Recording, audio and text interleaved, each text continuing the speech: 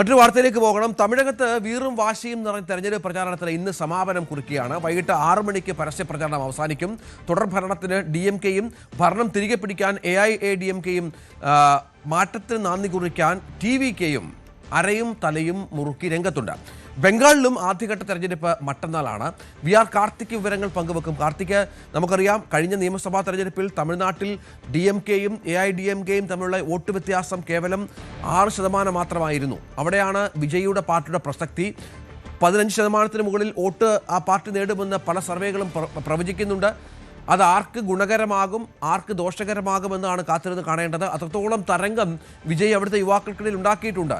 എന്താണ് മനസ്സിലാക്കേണ്ടത്? ഈ പ്രചരണ കാലയളവ് ഒന്ന് പരിശോധിച്ചാൽ.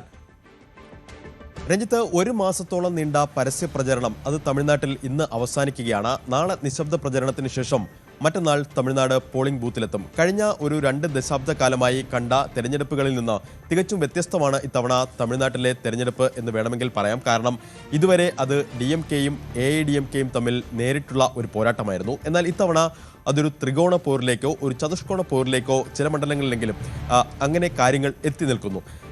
ആദ്യഘട്ടം മുതൽ തന്നെ തയ്യാറെടുപ്പുകൾ DMK സജീവമായി നടത്തിയിരുന്നു. താഴെത്തട്ടിൽ ബൂത്ത് തലം മുതൽ പ്രവർത്തനം സജ്ജമാക്കി. സർക്കാരിൻ്റെ വികസന നേട്ടങ്ങൾ, കേന്ദ്ര സർക്കാരിൻ്റെ സംസ്ഥാനത്തിനെതിരായ നിലപാടുകൾ, ഇതൊക്കെയായിരുന്നു പ്രചരണ രംഗത്ത് സജീവമായി DMK ഉയർത്തിക്കൊണ്ടുവന്നത്. AIADMK ആകട്ടെ സർക്കാരിനെതിരായ ഈ ഭരണനിർവഹണത്തിലടക്കം സർക്കാരിൻ്റെ വീഴ്ചകൾ, അതോടൊപ്പം തന്നെ ലോ ആൻഡ് ഓർഡർ പ്രശ്നങ്ങൾ, അഴിമതി അടക്കമുള്ള കാര്യങ്ങളിലായിരുന്നു DMK ലക്ഷ്യം വെച്ചുകൊണ്ടുള്ള AIADMK-യുടെ പ്രചരണം. എന്നാൽ TVK ആകട്ടെ വിജയ് രാഷ്ട്രീയ പാർട്ടി രൂപീകരിച്ച് രംഗത്തേക്ക് വരുന്നു. AIADMK-യും DMK-യും ഒരുപോലെ കടന്നാക്രമിച്ചുകൊണ്ടായിരുന്നു പ്രചരണം എന്നതും ഏറെ ശ്രദ്ധേയമാണ്.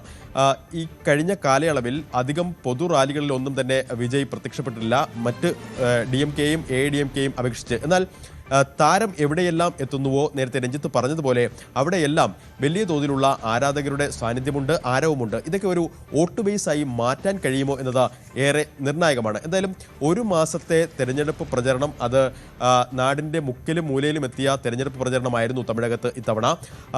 പ്രധാനമന്ത്രി നരേന്ദ്രമോദി, കേന്ദ്രമന്ത്രിമാരായ അമിത്ഷാ, രാജ്നാഥ് സിംഗ്, അതോടൊപ്പം തന്നെ കോൺഗ്രസിൽ നിന്ന് മല്ലികാർജുൻ ഖാർഗെ, രാഹുൽ ഗാന്ധി, KC വേണുഗോപാൽ, DK ശിവകുമാർ, മാത്രമല്ല അന്യ സംസ്ഥാന മുഖ്യമന്ത്രിമാർ, കഴിഞ്ഞ ദിവസങ്ങളിലൊക്കെ ചന്ദ്രബാബു നായിഡു അടക്കമുള്ളവർ തമിഴ്നാട്ടിൽ സജീവമാണ്. ഇന്നും അദ്ദേഹത്തിൻ്റെ പ്രചരണം ചെന്നൈയിലുണ്ട്.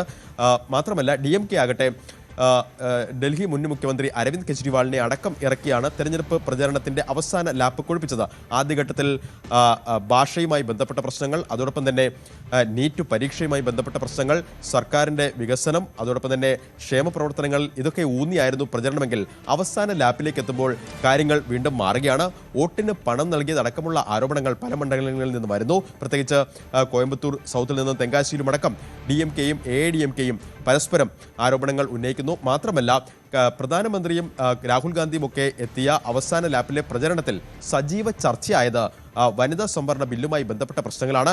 അതായത് ഈ ബില്ല് അട്ടിമറിക്കാൻ DMK-യും അതോടൊപ്പം തന്നെ കോൺഗ്രസ് സഖ്യം കൂട്ടുനിന്നു എന്നതടക്കമുള്ള ആരോപണങ്ങൾ സജീവ ചർച്ചയാക്കാൻ BJP-ക്ക് കഴിഞ്ഞു. എന്നാൽ അതിനെ അതേ നാണയത്തിൽ തന്നെ പ്രതിരോധിക്കുന്നുണ്ട് DMK. എന്തായാലും രഞ്ജിത്ത്, ഈ തെരഞ്ഞെടുപ്പ് തമിഴകത്ത് ഏറെ നിർണായകമാണ്.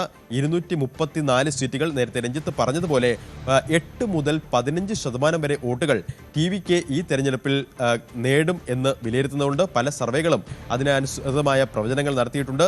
ഇത് ആരുടെ വോട്ടുകളാകും? സ്വാഭാവികമായും ഒരു സർക്കാർ വിരുദ്ധ വികാരം ഉണ്ട് എന്ന് പല സർവേകളും പ്രവചിക്കുന്നു. പക്ഷേ ആ സർക്കാർ വിരുദ്ധ വോട്ടുകൾ അത് എങ്ങനെയാണ് തമിഴ്നാട്ടിൽ പ്രതിഫലിക്കുക? സർക്കാർ വിരുദ്ധ വോട്ടുകൾ പരമ്പരാഗത പാർട്ടിയിലേക്ക് തന്നെ പോകുമോ, അതോ നായകനായി വിജയ് എത്തുമ്പോൾ വിജയുടെ ഒരു വിസിൽ ചിഹ്നത്തിലേക്ക് ആ വോട്ടുകൾ പോകുമോ? ഇങ്ങനെ ആ വലിയ തോതിലുള്ള കണക്കുകൂട്ടലുകളാണ് ഇത്തവണത്തെ തമിഴ്നാട് തെരഞ്ഞെടുപ്പ് രാഷ്ട്രീയത്തിൻ്റെ പ്രത്യേകത. മറ്റൊന്ന് NTK-യുടെ സാന്നിധ്യമുണ്ട്. സീമാൻ എന്തൊക്കെ തരത്തിലുള്ള ചലനങ്ങൾ ഉണ്ടാക്കും, ആരുടെയൊക്കെ വോട്ട് ബാങ്കുകളിൽ വിള്ളൽ വീഴ്ത്തും, ഇതൊക്കെ ആകാംക്ഷയോടെയാണ് ഉറ്റുനോക്കുന്നത്. എന്തായാലും ഇന്ന് വൈകിട്ട് 6 മണിക്ക് തമിഴ്നാട്ടിലെ പരസ്യപ്രചരണം അവസാനിക്കുകയാണ്. നാളെ നിശബ്ദ പ്രചരണം, അത് കഴിഞ്ഞാൽ മറ്റന്നാൾ തമിഴ്നാട് പോളിംഗ് ബൂത്തിലേക്ക് പോവുകയാണ്. തീർച്ചയായും അതാണ് തമിഴ്നാട്ടിൽ ഇത്തവണ രാഷ്ട്രീയ മാറ്റം ഉണ്ടാകുമോ എന്നത് കാത്തിരുന്ന് കാണണം. പക്ഷേ പല സർവേകളും ഇപ്പോഴത്തെ ഭരണകക്ഷി തുടരുമെന്ന് തന്നെയാണ് പ്രവചിക്കുന്നത്. ഒപ്പം 200-ന് മുകളിൽ സീറ്റ് വാങ്ങുമെന്ന് സ്റ്റാലിൻ ആത്മവിശ്വാസം പ്രകടിപ്പിച്ചിട്ടുണ്ട്. കൂടുതൽ വാർത്തകൾക്ക് news 18 Keralam YouTube channel subscribe ചെയ്യുക.